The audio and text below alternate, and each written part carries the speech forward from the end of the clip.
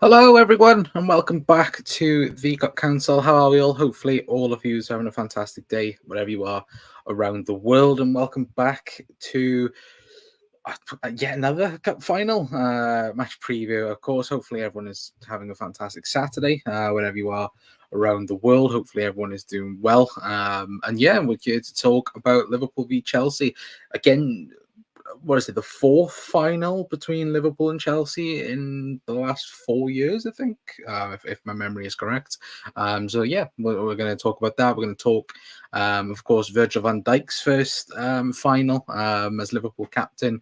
Hopefully he will lift the League Cup tomorrow at 3 o'clock. Well, I say 3 o'clock, about 6 o'clock. Fingers crossed. We'll also talk as well about Jurgen Klopp and the injury list as well, because again, obviously we will talk about injuries, of course, these three in particular, major doubts for the League Cup final and all that good stuff as well. And of course, we'll talk about a bit about Chelsea as well. And for me, why Cole Palmer could probably be the problem for Liverpool tomorrow, because I think that, again, he's been a very good signing for Chelsea so far, probably been their best player since signing for the club as well anyway. But again, if you're new around here, hit that like button, hit that subscribe button, and all that good stuff as well. Hopefully everyone is doing okay, and hopefully everyone is having a fantastic Saturday as well. But evening, Tom. Hopefully doing well, mate.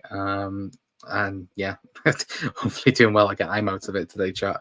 I don't know why, but I am. But again, just jumping straight into it. Of course, Liverpool's again third League Cup final under Jurgen Klopp. Obviously, it will be Jurgen Klopp's last for Liverpool, which is sad in that sense. And of course, if Liverpool can, and if the boys can add to the farewell tour, if we can win a few trophies for Jurgen, of course, it won't be easy tomorrow. Again, Liverpool don't tend to make things easy for ourselves, do we? Again, I can't remember the last final we had it easy, especially under Jurgen Klopp. But it's also a sense of it's a massive opportunity for some people tomorrow, because of course with the injuries that is going around with the squad, it's necessary that everyone's on it. We saw in the second half against Luton how vital certain individuals was. When we look at, Endo, Alexis McAllister stepping up, Harvey Elliott stepping up in the second half as well. There's again, you hope that that's the same momentum going into it. Now, of course, with the injuries that is being spoken about, potentially coming back, obviously with Dom and Darwin and Mo, but I think there's also that sense of as well, even though we very much want them to play in the League Cup final, we have not bigger fish to fry, but we have, such a lot of important games coming up in the Europa League, in the Premier League, as well. So it is frustrating, and we'll talk about the news obviously with Pep Linders and coming out at the press conference and so on, and we'll talk about a bit about other things as well. But I wouldn't personally risk anyone tomorrow if there's the sense that they could play now but then be out then for another 3 weeks. I would prefer people getting rested and or not playing, and then that big game against City, that's the one that I'm gonna look at and go, that's the game for me, that if Liverpool can win that game, it puts us in a tremendous leap going for that title. And look, obviously, I want to do everything. I want Liverpool to win tomorrow, but again, if it means that not playing Mo, Darwin, and Zobo, I'd prefer that personally anyway. But evening, Chris, if you're doing well, mate, saying I want to win everything, none of this bigger fish to fry nonsense.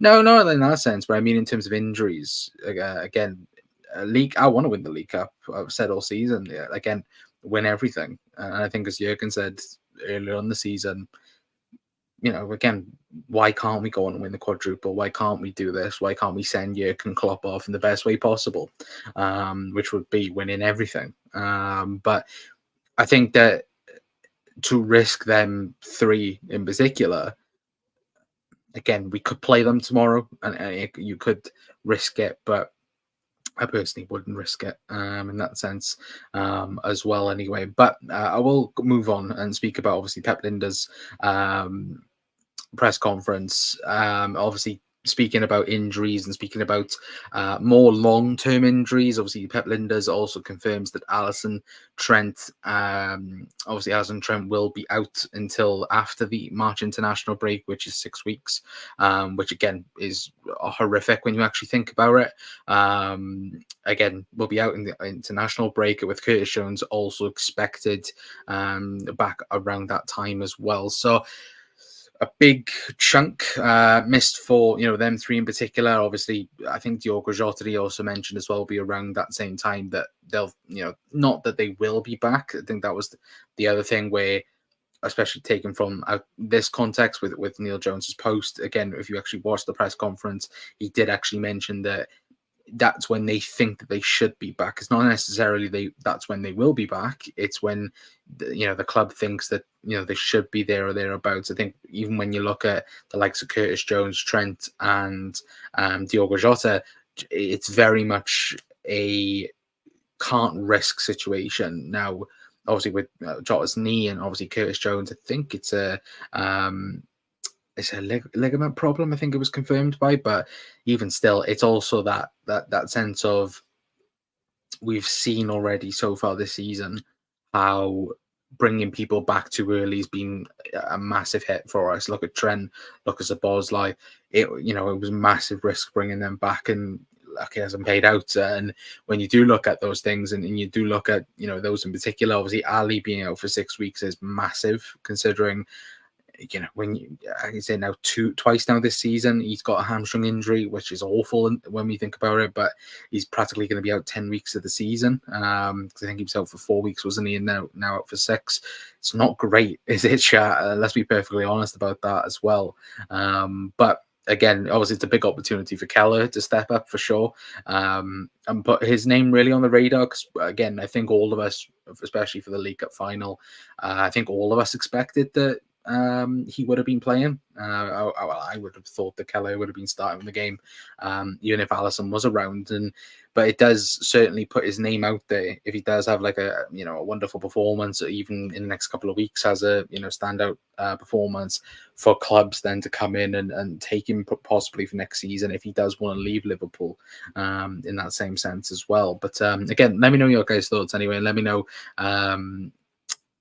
score predictions as well, starting level predictions, all that good stuff as well. And let me know how you're feeling as well about the final, because I know there'll be people will be a bit nervous, excited, and so on. So again, let me know your guys' thoughts in the comments. I think that front three are still good enough to cause Chelsea problems. I would agree. Again, if it's the same team or same midfield to attack against Luton, again, I think they could absolutely hurt Chelsea for sure. But in terms of the league, for me, whoever beats City wins the league between us and Arsenal. Yeah, obviously both play each other. I think it's within a couple of weeks of each of it, isn't it, Chris? So again, I'm not too sure. Hopefully we beat them and we go on to win the league. But big up Darwin as well. Hopefully doing well, mate. Darwin Nunes, the goat. I absolutely love that name as well. But I'm a bit nervous going into this game, and yeah, no, I again, I'm not nervous right now, but when the build up is tomorrow, that'll be the kickstart to it of like, oh shit, like we're actually we're actually getting there. And look, when you do look at recency bias and you look at between Liverpool and Chelsea, Liverpool have a very good records. I think that certainly under Jurgen Klopp, again, in finals, not so much, but certainly against Chelsea, I think he's won all of his finals against Chelsea, all by penalty shootouts, by the way. So that could be another road that Liverpool do take. But again, I don't think tomorrow will end in penalties. I really don't believe that. You look at Chelsea, and we'll talk a little bit about Chelsea now. Again, 10th in the Premier League.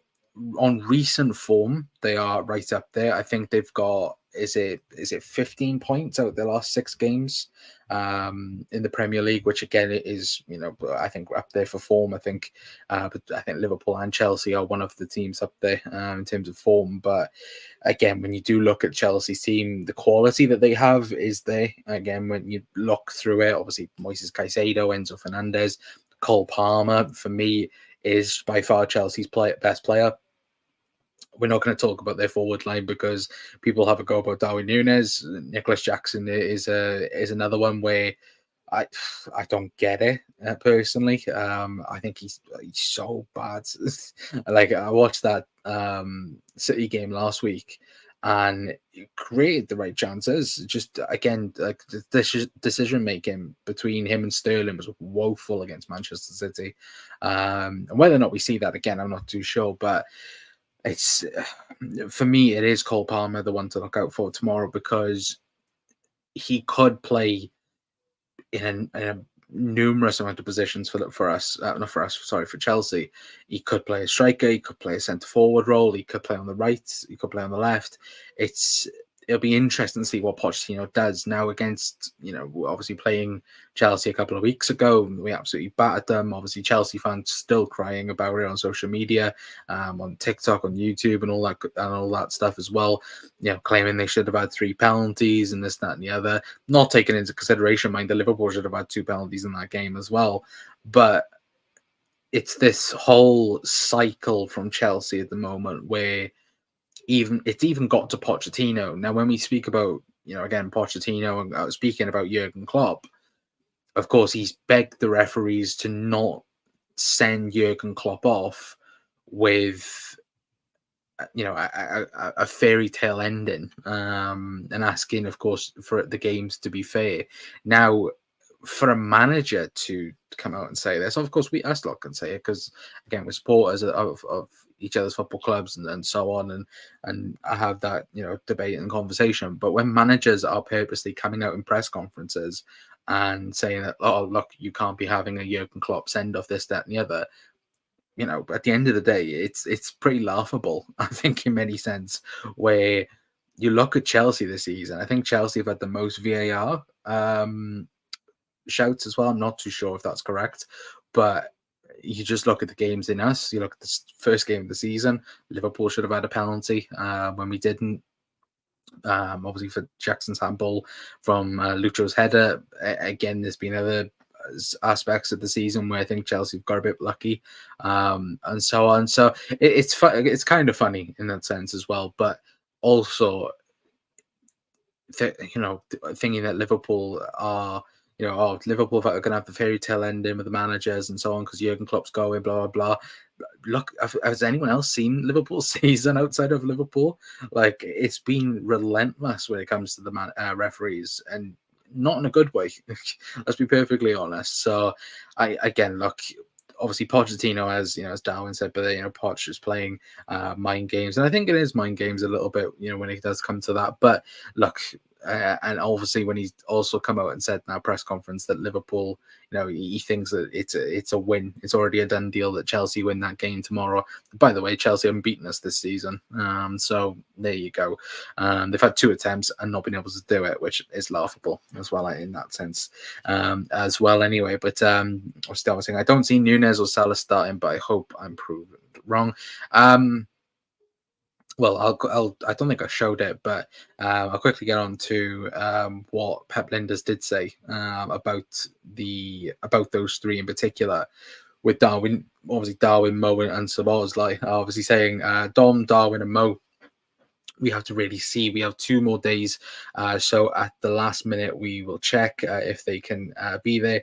All the others, I think Jurgen spoke about already, which again, there's no new fresh injuries, certainly from the Luton game, but it is majorly these 3 in particular where they do look at the moment very unlikely to feature at all, which is a shame. But it's like I said earlier on, if there is a slight concern that they would miss a further couple of weeks, I personally wouldn't want to see them even feature. Of course, I think they will be there tomorrow at Wembley, but whether or not they'll actually take part in the game is another thing. And if we was to say out of them three in particular, who's going to be involved, I would most likely go with Mo out of Szoboszlai and Darwin, but again, could be proven wrong.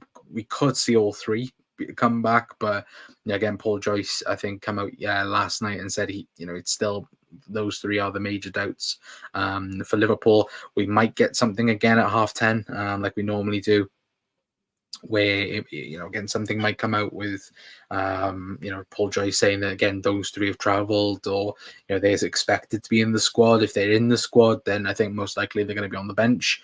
But when we're speaking about a Liverpool 11 for tomorrow, I think it's pretty hard to go past what was played against Luton. I think the only we'll be Keller in goal, Connor Bradley right back, Ibu in for Konza, and Virgil van Dijk. Probably go Robbo left back, but again, I wouldn't be surprised if Joe Gomez played left back. And that's something that Liverpool this season have had something really, really good, where Joe Gomez has been probably Liverpool's best defender in a total. As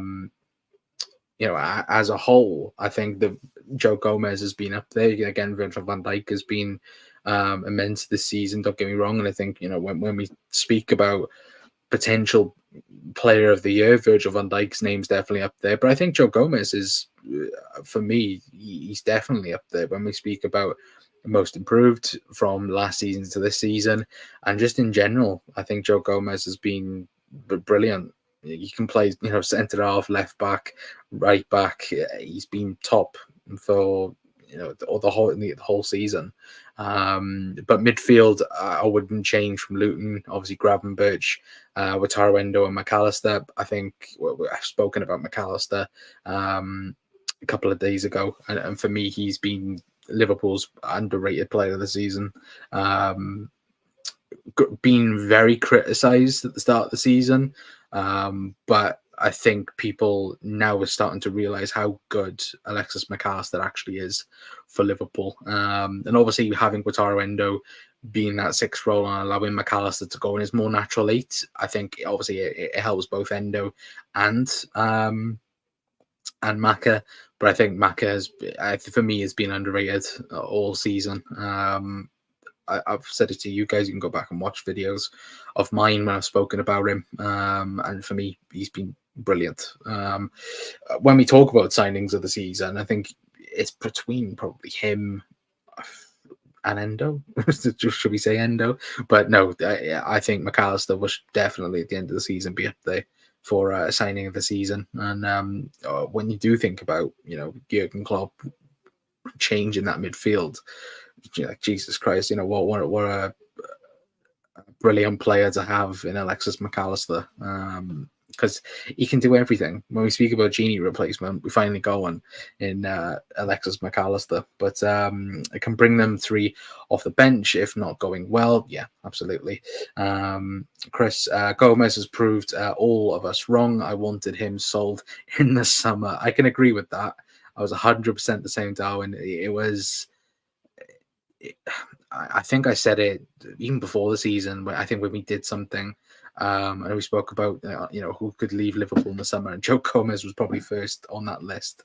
But again, I'm glad we didn't now, because he's been brilliant. And again, I think it's just that leap of faith from Jurgen as well, where I think Joe Gomez last season was probably thinking, it might be the end for me at Liverpool, or it might be a situation where Liverpool might try and want to get rid of me. But Jurgen Klopp's kept him, and I think put a shoulder around him and gone, no, you're one of the crucial players in this Liverpool team.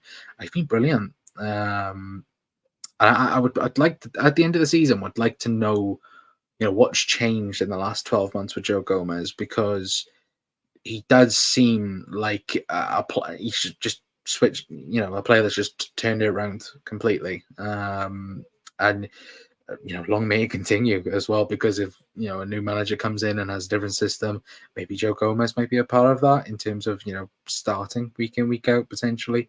We'll have to wait and see. But this Chris team anyway: Keller, Gomez, Canate, Van Dijk, Robbo, Endo, Gravenberch, McAllister, Elliott, Gakpo, and Diaz. That'll be my team as well. Agree with that. But I don't say McAllister has been one of the signings and bargains of the season. Yeah. Again, I've seen Arsenal fans gone about this, because obviously Liverpool fans gone on about McAllister's signing as the signing of the season. I've seen Arsenal fans gone about Declan Rice being signing of the season, which for me, or bargain of the season. You can't be a bargain if you're 105 million pounds. Personally, you can say that, like, we should have paid like an extra whatever million, but to call Declan Rice a bargain when he cost 100+ million, sorry, like, that's the Wataru Endo was a bargain. When we look at it now, what do we spend on him? 13 mil, was it? Chat. Like, again, McAllister 35 million. There's probably others if we were to look into it, like other transfers in the league that was better than Declan Rice in that sense. Obviously, one that definitely wasn't was Moises Caicedo to Chelsea. Look, he is a really, really good player, but yeah, 115 million pounds. He's not worth it, is he, chat? Let's be perfectly honest, as well. But get your score predictions in anyway, chat, as well. But yeah, as Chris said, Rice's game-changing signing, but 100 million's not a bargain. Yeah, 100%. But I've seen a lot of people arguing it on Twitter earlier when I was looking at it, and I don't get it. Like, don't get me wrong, Declan Rice he's been amazing for Arsenal this season, and he has been. But I can't agree with someone saying that Declan Rice is a bargain signing, personally, anyway. But again, what do I know? Anyway, but Chelsea, Chris going 2-1, Liverpool. For me, I'm gonna go. Is it gonna go penalties? I'm not too sure. I think it will be 3-1 Liverpool in normal time. I have to really think about that then. Yeah, it won't be penalties, I don't think. I think 3-1 Liverpool. I think Lucho, McAllister, and Virgil van Dijk to get the goals for Liverpool, and then for them, Cole Palmer with a goal for Chelsea. But I think that it'll be one in normal time.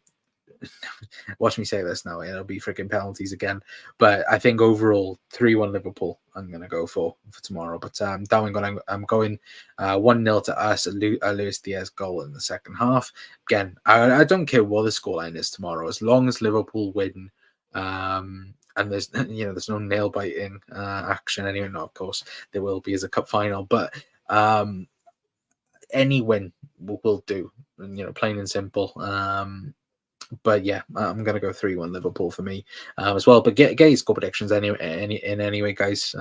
As well, if Mo, Darwin, or Sobo is available in any capacity, though, again, that just adds to that as well. But either way, I'm gonna go 3-1 Liverpool for tomorrow.